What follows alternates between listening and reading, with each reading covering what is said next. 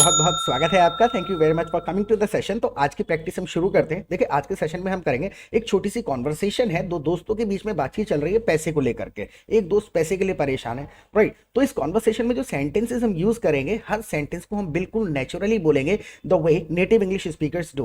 Okay, और हर sentence का structure, logic और ग्रामर हम साथ के साथ डिस्कस करते हुए चलेंगे ताकि कंसेप्ट क्लियर हों और इनके बेसिस पे फिर आप दूसरे सेंटेंसेस बना पाएं। Alright, so I will be sharing my screen with you. Screen में आपके साथ में शेयर कर देता हूं। This is gonna be a kind of English test. आप अपनी इंग्लिश को भी टेस्ट करिएगा साथ के साथ कि इन बातों को आप नेचुरली इंग्लिश में बोल पा रहे हैं कि नहीं बोल पा रहे हैं। ओके, सो जैसे कि एक दोस्त है जो पैसे के लिए परेशान है। अब वो हताश और निराश होकर कह रहा है 2,000 रुपए कहां से लाऊं, 2,000 रुपए कहां से लाऊं। देखिए, एक बात को कई तरीके से कहा जा सकता है, तो कुछ ऑल्टरनेट्स भी हम साथ के साथ देखते हुए जाएंगे। सो एक बेसिक तरीका हुआ, where should I get 2,000 rupees from. Word order को बड़े ध्यान से देखिएगा कि कौन सा शब्द कहां पर इस्तेमाल कर रहे हैं। Where should I get 2,000 rupees from.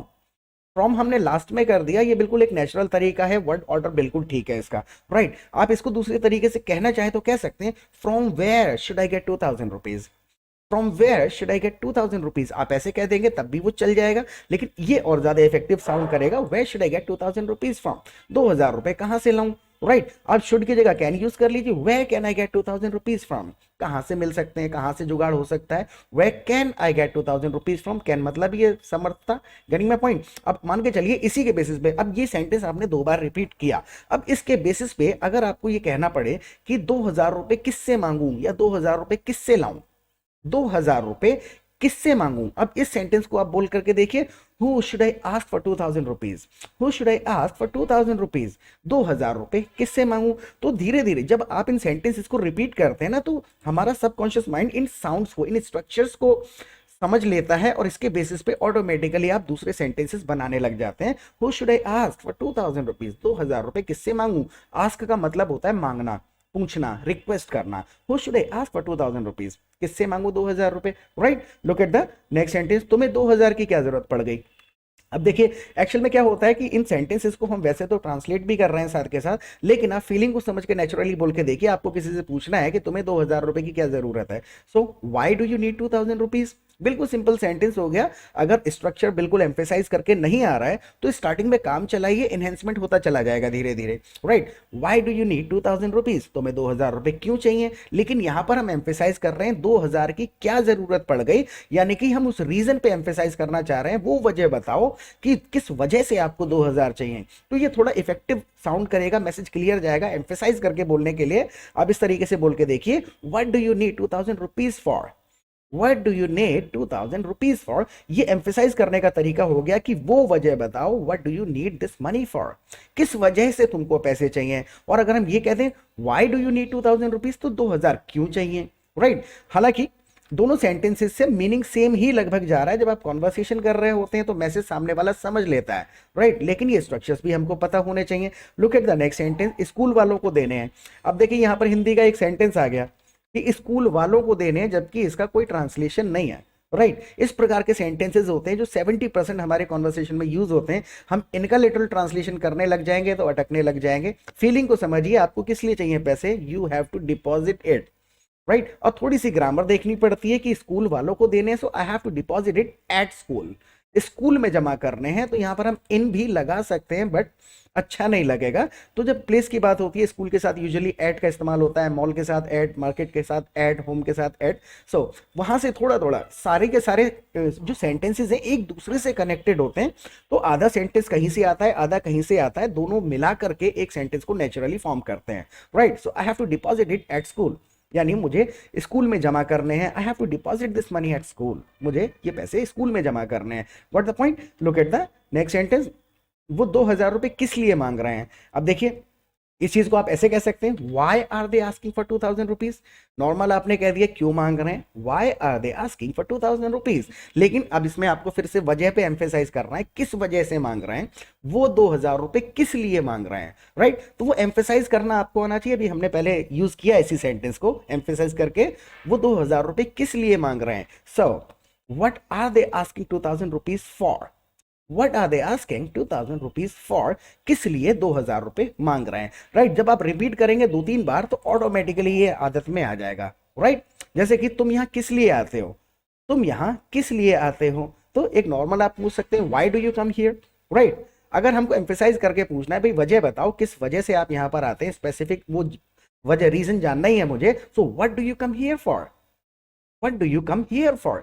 तो ये थोड़ा थोड़ा सा एनहेंसमेंट हमको लेके आना होता है, right. Look at the next sentence कि स्कूल में एनुअल फंक्शन होगा इसलिए हर बच्चे से पैसे मांगे हैं। तो स्कूल में एक एनुअल फंक्शन होगा तो हर बच्चे को पैसे जमा करने हैं, हर बच्चे से ले रहे हैं।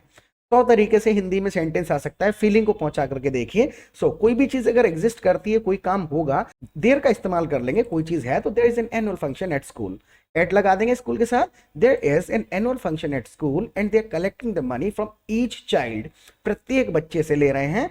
So they are collecting the money from every child, भी आप कहें ईच चाइल्ड एवरी चाइल्ड, दोनों का मतलब लगभग सेम ही है। So there is an annual function at school, so they are collecting this money from each child, हर बच्चे से वो ये पैसे ले रहे हैं, right. Look at the next sentence, और तुम्हें ये पैसे देने कब तक हैं, तुमको ये पैसे देने कब तक हैं। देखिए एक चीज और है, अगर आप हमारे चैनल पे पहली बार आए हैं तो प्लीज चैनल को सब्सक्राइब जरूर कर लीजिएगा, और 1 मिनट लूंगा मैं आपका, ये 1 मिनट बहुत काम का है। देखिए अगर आप हमारी लाइव क्लासेस अटेंड करना चाहें तो आप हमारी लाइव क्लासेस ज्वाइन कर सकते हैं। इसके 2 फायदे होंगे। सबसे पहले तो हम आपको अपने कम्युनिटी में, अपने ग्रुप में ऐड कर लेंगे, जहां पे आप दूसरे पार्टिसिपेंट्स के साथ रियल सिचुएशन में प्रैक्टिस कर सकते हैं, which is most important part of learning.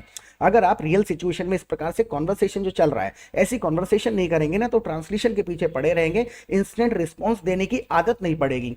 Already आपको ग्रामर आती है, 40-50 रूल्स हैं, इसीलिए whatever you hear in English you understand everything, हर चीज आपको इंग्लिश में समझ में आ जाती है, लेकिन बोलने की बारी में सेंटेंस फॉर्म नहीं होता, बनता नहीं है, because you are not into the habit आपको डालनी पड़ती है। तो ग्रुप में क्या है, 200-300 पार्टिसिपेंट्स होते हैं, तो रियल सिचुएशन में एक दूसरे से बातें करते रहते हैं, तो वहां पे आप जब उन सेंटेंसेस को पढ़ेंगे, पार्टिसिपेट करेंगे, तो सेंटेंसेस बोलने की आदत पड़ती है, राइट। वहां पे सिर्फ ऐसा नहीं चैटिंग करते हैं, थोड़ा आप क्लोज हो जाते हैं, फ्रेंड्स वगैरह बन जाते हैं, आप फोन पे बात कर सकते हैं। फोन पे बात करेंगे तो पता चलेगा कितना अटक रहे हैं, कितना बोल पा रहे हैं, कहाँ पे प्रॉब्लम आ रही है। उसके बाद में लाइव क्लासेस होती हैं शाम को, तो वहां पर आके वो प्रॉब्लम्स को हम डिस्कस करते हैं। 2 घंटे की लाइव क्लासेस होती हैं, तो वहां पर सबके सब कोई ग्रामेटिकल रूल्स किसी को समझ नहीं आ रहे हैं, किसी ने सेंटेंस बनाया है उसको समझ नहीं आ रहा है, ठीक है गलत है, या और अच्छे तरीके से इस बात को कैसे कहा जा सकता है। तो ऐसे डिस्कशन में 1.5-2 घंटे रोजाना जब आप बिताएंगे, 150-200 नए नए सेंटेंसेस सुनेंगे, उनके साथ उसका स्ट्रक्चर, लॉजिक और ग्रामर समझेंगे, 15-20 दिन में कंसेप्ट्स एंड डाउट्स क्लियर हो जाएंगे, and you will start speaking English fast, fluently and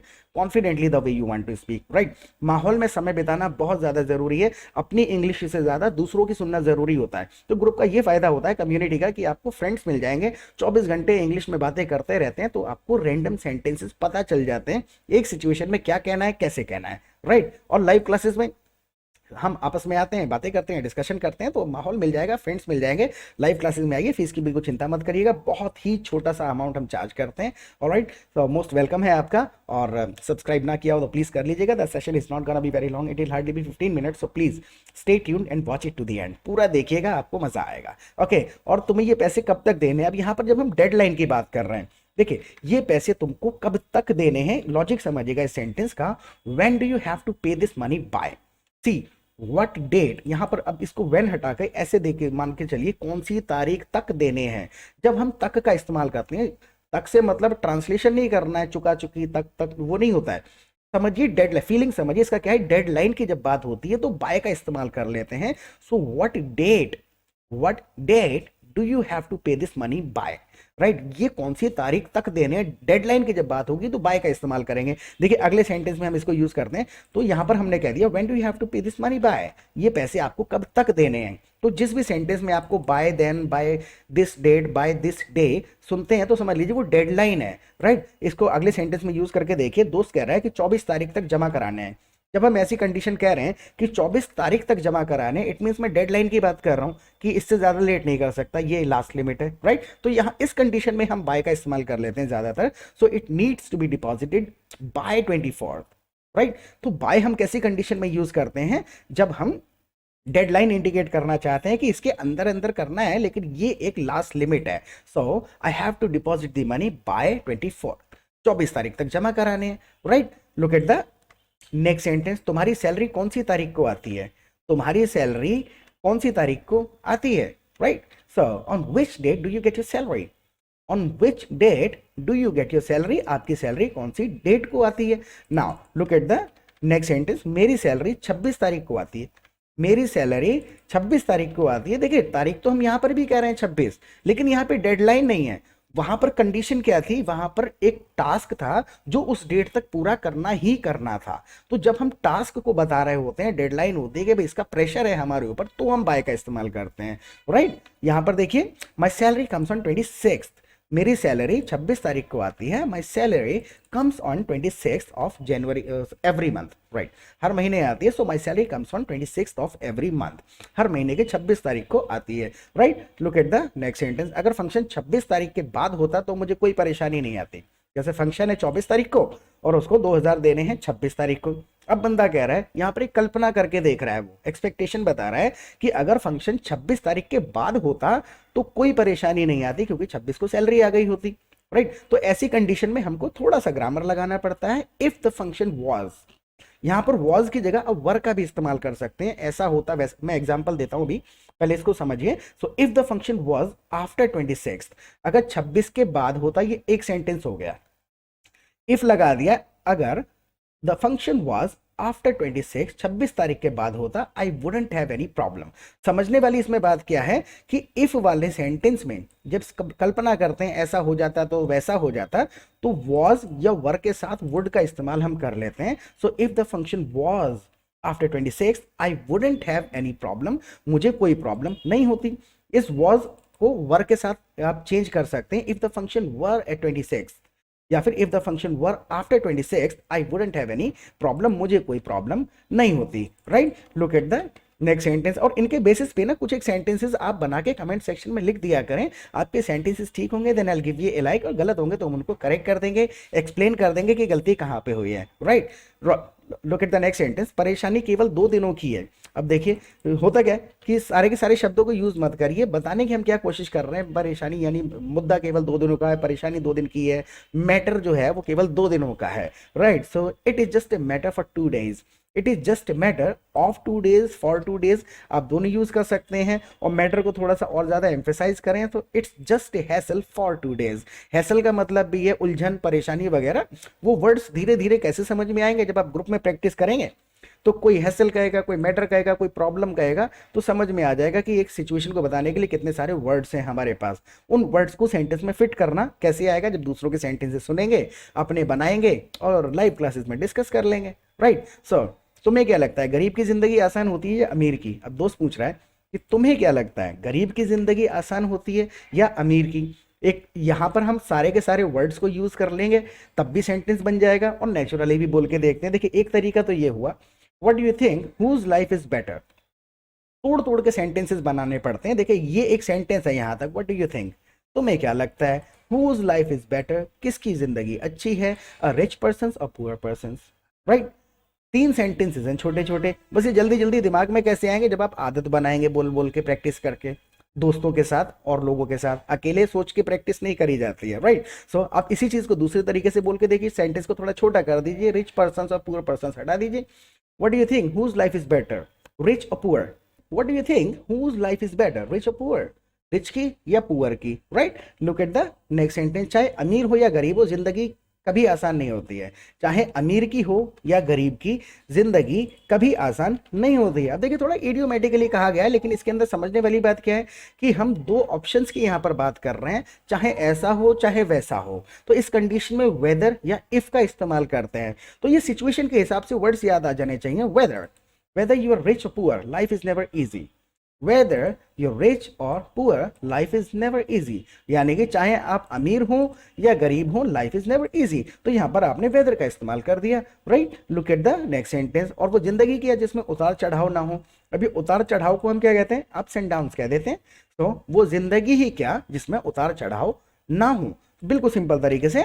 so and what's life without its ups and downs, what's life without its ups and downs, right. तो literally ऐसे translation भी नहीं करना होता। कुछ एक चीजें होती हैं जो सेंटेंसेस हम हिंदी से ट्रांसलेट करके इंग्लिश में बोल देंगे तो फिर उनका मजाक हो जाएगा, उनका फीलिंग हो जाएगा। तो सिचुएशन के हिसाब से हमको कुछ कुछ पता होना चाहिए कि हम सेंटेंस को कैसे यहाँ पर बोलते हैं, या फिर इस सिचुएशन में क्या बोला जाता है।